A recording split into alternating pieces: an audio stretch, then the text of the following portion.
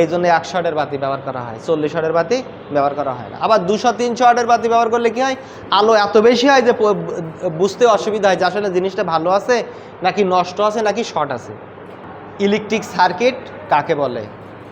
যে পথ দিয়ে ইলেকট্রিক কারেন্ট প্রবাহিত হতে পারে সেটাই ইলেকট্রিক সার্কিট। আর এখানে পথ বলতে কি বোঝাচ্ছে? তার, অর্থাৎ তারের মধ্য দিয়ে ইলেকট্রিক কারেন্ট প্রবাহিত হবে সেটাই ইলেকট্রিক সার্কিট। আর একটা আদর্শ ইলেকট্রিক সার্কিটের 5টা উপাদান থাকবে। একটা ইলেকট্রিক সার্কিটে কয়টা উপাদান থাকবে? 5টা। 1 নাম্বার উৎস। উৎস হিসাবে কি, যেখান থেকে আমরা বিদ্যুৎ পাই সেটাই উৎস। অর্থাৎ এখানে আমরা এভাবে লিখতে পারি জেনারেটর বা ব্যাটারি। উৎস হিসেবে ব্যবহার করতে পারি কি? জেনারেটর। 2 নম্বর পরিবাহী। পরিবাহী বলতে যার মধ্য দিয়ে বিদ্যুৎ প্রবাহিত হবে সেটাই পরিবাহী। পরিবাহী হিসেবে ব্যবহার করবো আমরা কি? তার। তার হিসেবে কি ব্যবহার করব? তামার তার বা অ্যালুমিনিয়াম তার। তাহলে পরিবাহী হিসেবে ব্যবহার করব তার, আর তার হিসেবে ব্যবহার করব তামা বা অ্যালুমিনিয়াম তার। 3 নম্বর উৎস থেকে বিদ্যুৎ পেয়ে গেছি, পরিবাহীর মধ্য দিয়ে বিদ্যুৎ প্রবাহিত করাচ্ছি, এখন করতে হবে কি? নিয়ন্ত্রণ। তাহলে 3 নম্বর নিয়ন্ত্রণ যন্ত্র, অর্থাৎ যে যন্ত্রের মাধ্যমে আমরা বিদ্যুৎটাকে নিয়ন্ত্রণ করতে পারবো। আর নিয়ন্ত্রণ যন্ত্র হিসেবে কি ব্যবহার করব? সুইচ। 4 নম্বর রক্ষণ যন্ত্র, অর্থাৎ যে যন্ত্র আমাদেরকে রক্ষা করবে, ইকুইপমেন্টকেও রক্ষা করবে। আর রক্ষণ যন্ত্র হিসেবে ব্যবহার করা হয় ফিউজ অথবা সার্কিট ব্রেকার।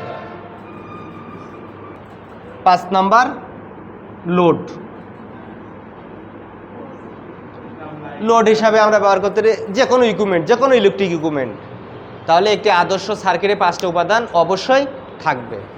আমরা যদি 3টা উপাদান দিয়ে করি সেটাও একটা ইলেকট্রিক সার্কিট হবে, কিন্তু আদর্শ সার্কিট হবে না। আর ইলেকট্রিক সার্কিট 3 প্রকার। ইলেকট্রিক সার্কিট কয় প্রকার? 3 প্রকার। 1 নম্বর সিরিজ সার্কিট,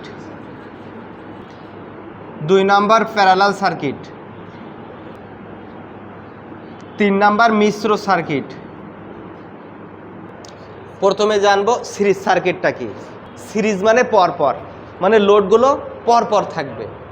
আর সংজ্ঞা আকারে যদি বলি, 2 বা ততোধিক লোড বৈদ্যুতিক উৎসের আড়াআড়িতে এমনভাবে সংযোগ করা হবে কারেন্ট প্রবাহের একটা পথ থাকবে। কারেন্ট প্রবাহের কয়টা পথ থাকবে? কেমন? 2 বা ততোধিক মানে একের অধিক থাকবে। একটা বাল্ব, একটা বাল্ব, এই 3টা বাল্ব, এমনভাবে সংযোগ করব কারেন্ট প্রবাহের একটাই পথ থাকবে। তাহলে এখান থেকে যদি আমরা কারেন্ট প্রবাহ শুরু করি, এখান থেকে আবার এই হোল্ডারে চলে যাবে, এখান থেকে এই বাতিতে চলে যাবে, বাতি থেকে আবার কি আসবে? ফিরে আসবে। অর্থাৎ কারেন্ট প্রবাহের কয়টা পথ আছে? একটা, যাওয়ার একটাই পথ, এইটাই সিরিজ সার্কিট। আর বিদ্যুৎ যাওয়ার পথ দিলে তাকে কি করতে হয়? ফিরে আসার পথ দিতে হয়। যদি আমরা বিদ্যুৎ যাওয়ার পথ হিসাবে আমাদের আবাসিক বাড়ি ভোল্টেজ ধরি 30 ভোল্টেজ, 230 ভোল্টেজ, যদি 230 ভোল্টেজ শুধু যাওয়ার পথ দেই, ফিরে আসার পথ না দেই, তাহলে কি হবে? এই বাতিটা, এই লোডটা জ্বলবে না। তাহলে বিদ্যুৎ যাওয়ার পথ দিলে তাকে ফিরে আসার পথ দিতে হবে। ইলেকট্রিক হাউস ওয়ারিংয়ের ক্ষেত্রে সিরিজ সার্কিট ব্যবহার হয় না, কারণ এর সুবিধার চেয়ে অসুবিধাটা বেশি। তো প্রথমে সিরিজ সার্কিটের সুবিধা কি? সিরিজ সার্কিটের সুবিধা বলতে একটা সুইচ দিয়ে সবগুলো লোড নিয়ন্ত্রণ করা যায়, এটাই একটাই সুবিধা। আর অসুবিধা কি? প্রথম অসুবিধা, যদি একটা বাতি এখান থেকে কেটে যায়, যেহেতু বিদ্যুৎ যাওয়ার পথ আর থাকবে না, অন্য বাতিগুলো প্রথমটাও জ্বলবে না, কোনোটাও, যেহেতু যাওয়ার পথ দিলে তাকে বিদ্যুৎ যাওয়ার পথ দিলে ফিরে আসার পথ দিতে হয়। দ্বিতীয়ত, যখন অনেকগুলো বাতি পরপর সংযোগ থাকে, ভোল্টেজ ড্রপ হয়ে যায়, মানে ভোল্টেজ কমে যায়।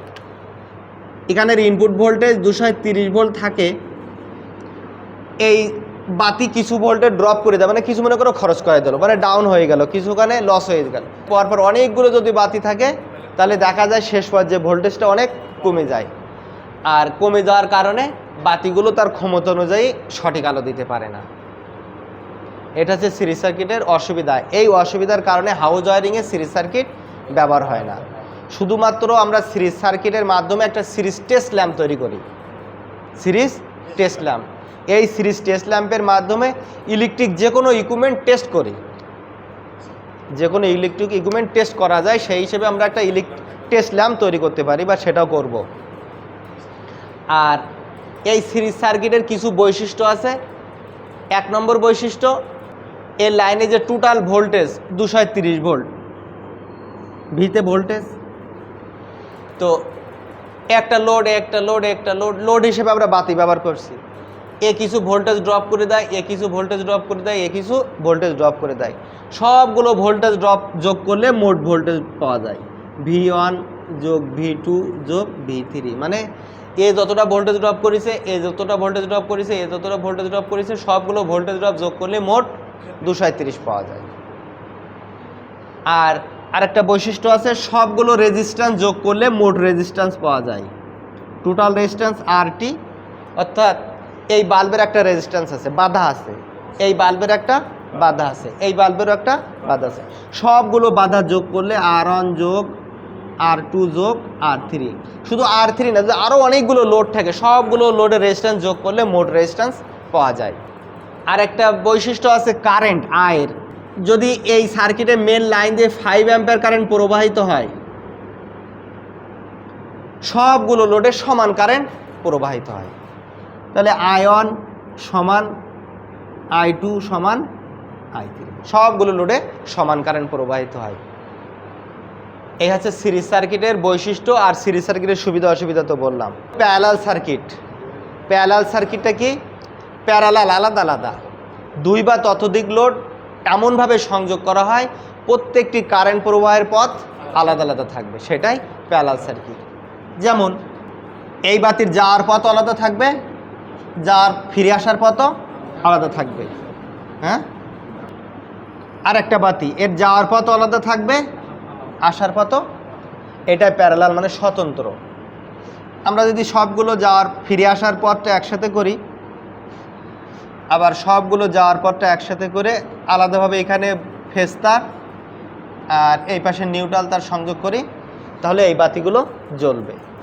প্রত্যেকটার জন্য আমরা আলাদা আলাদাভাবে কি করতে পারবো? নিয়ন্ত্রণ যন্ত্র, সুইচ ব্যবহার করতে পারবো। এটাই প্যারালাল সার্কিট।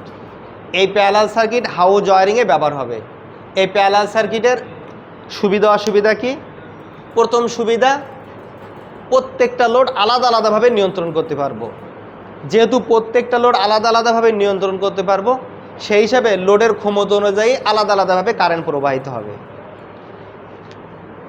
এটা 100 ওয়াটের বাতি, এটা 200 ওয়াটের বাতি, এটা 60 ওয়াটের বাতি।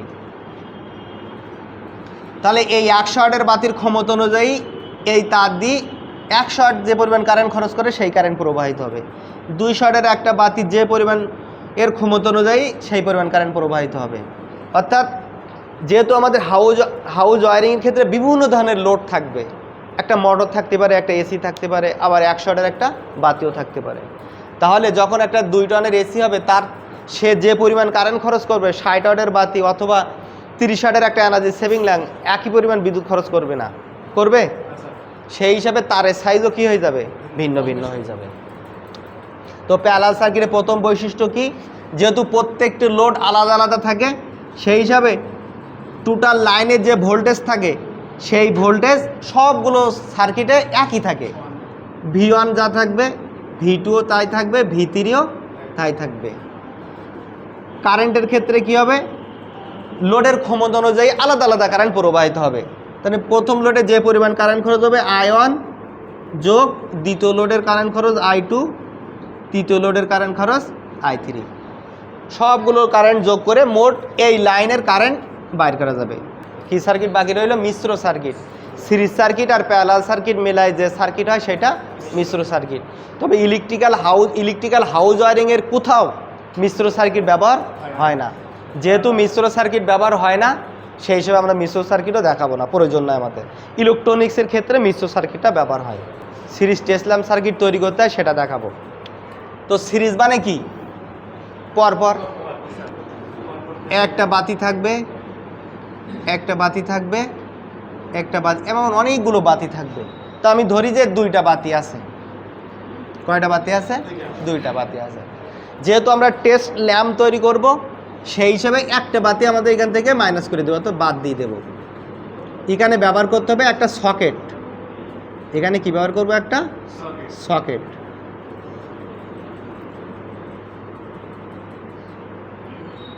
এই বিদ্যুৎ যাওয়ার পথ এটা ফেজ তার, আর এই ফিরে আসার পথ এটা নিউট্রাল তার। এখন যদি আমরা এক ফেজ আর নিউট্রাল সংযোগ করি, এই বাতিটা কি জ্বলবে? এটা কিন্তু জ্বলবে না, যেহেতু এখানে লাইনটা কি আছে? বিচ্ছিন্ন আছে। যদি আমরা এখানে একটা 2 পিন প্লাগ ব্যবহার করি,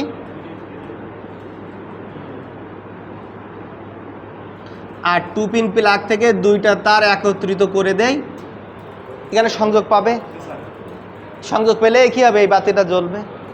বিচ্ছিন্ন করলে বাতিটা জ্বলবে না।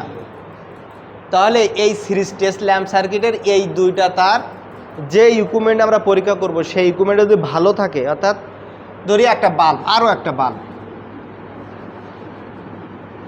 ধরেন একটা বাল্ব, এই বাল্বের 2 প্রান্তে সংযোগ করলাম, যদি এই বাল্বটা ভালো থাকে তাহলে এই বাল্বটা জ্বলবে। শুধু বাল্ব না, যে কোনো ইলেকট্রিক ইকুইপমেন্ট সেটা যদি ভালো থাকে, অর্থাৎ তার ভিতর দিয়ে কারেন্ট প্রবাহিত হতে পারে, তাহলে এই বাল্বটা কী হবে? জ্বলবে। তাহলে সিরিজ টেস্ট ল্যাম্পের মাধ্যমে যে ল্যাম্পটা থাকবে, অর্থাৎ যে বাতিটা থাকবে, যদি ইকুইপমেন্ট ভালো থাকে তাহলে এই বাতিটা জ্বলবে, আর যদি নষ্ট থাকলে এই বাতিটা জ্বলবে না। আবার শুধু ইকুইপমেন্টের ক্ষেত্রে না, এমন ইকুইপমেন্ট আছে মোটর যদি নষ্ট হয়ে যায়, ওর ভিতরে শর্ট হয়ে যায়, তাহলে বাতি পূর্ণ আলো দেবে। অর্থাৎ সেটাও জানতে হবে যে কোন ইকুইপমেন্টের ক্ষেত্রে বাতিটা জ্বলবে, কোনটা কম জ্বলবে, কোনটা বেশি জ্বলবে, সেটা আমরা আস্তে আস্তে জানবো। কিন্তু মূল বিষয়টা কি? সিরিজ টেস্ট ল্যাম্প সার্কিটটা এইভাবে তৈরি করতে হয়, আর কোনো ইকুইপমেন্টটা ভালো আছে না নষ্ট আছে এই বাল্ব জ্বলার উপরে নির্ভর করে। এটা আমরা প্র্যাকটিক্যালি করবো। হ্যাঁ, 1 শটের লাইট এই কারণে দেয়, লাইটের ভিতরে যে ফিলামেন্ট ব্যবহার করা হয়, ফিলামেন্টের একটা রেজিস্ট্যান্স থাকে, বাধা থাকে। এই ল্যাম্প ধরে একটা 40 ওয়াটের বাতি, একটা 100 ওয়াটের বাতি। 40 ওয়াট এই বাল্বের রেজিস্ট্যান্স বেশি, আর 100 ওয়াটের এই বাল্বের রেজিস্ট্যান্স কম। এখন আর একটা ইকুইপমেন্ট চলবে, আর সিরিজের ক্ষেত্রে কি হয়? ভোল্টেজটা ভাগ হয়ে যায়। এই 40 ওয়াটের বাতি এত বেশি ভোল্টেজ ভাগ করে নেবে যে আর একটা বাতি, আর একটা যে ইকুইপমেন্টটা টেস্ট করব সেটা দেখা যাবে চলবে না, বা এটার আলো দিচ্ছে কিনা বোঝা যাচ্ছে না। চলবে না বলতে কি, আলোটা আমরা বুঝতে পারবো না। তো 100 ওয়াটের বাতিটা ব্যবহার করলে কি হয়? সেই ইকুইপমেন্টটা ভালো আছে না নষ্ট আছে, এটা আলোটা বোঝা যায়। আলোটা কি হয়? এই জন্য 100 ওয়াটের বাতি ব্যবহার করা হয়, 40 ওয়াটের বাতি ব্যবহার করা হয় না। আবার 200-300 ওয়াটের বাতি ব্যবহার করলে কি হয়? আলো এত বেশি হয় যে বুঝতে অসুবিধা হয় যে আসলে জিনিসটা ভালো আছে নাকি নষ্ট আছে নাকি শর্ট আছে।